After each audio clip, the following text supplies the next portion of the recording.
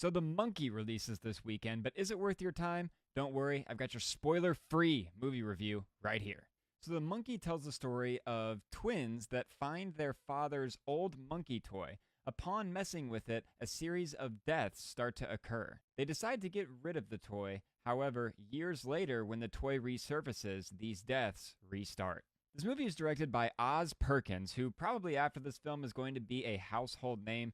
He's also made movies like Gretel and Hansel, The Black Coat's Daughter, and most recently, Longlegs.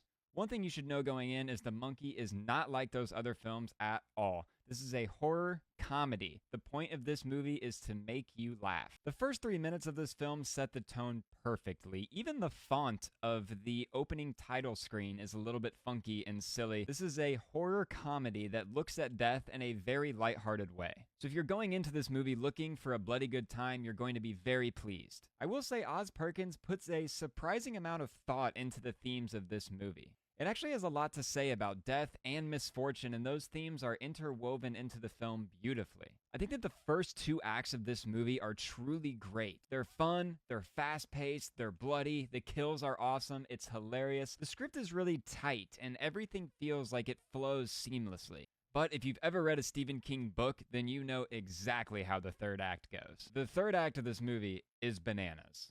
Pun intended.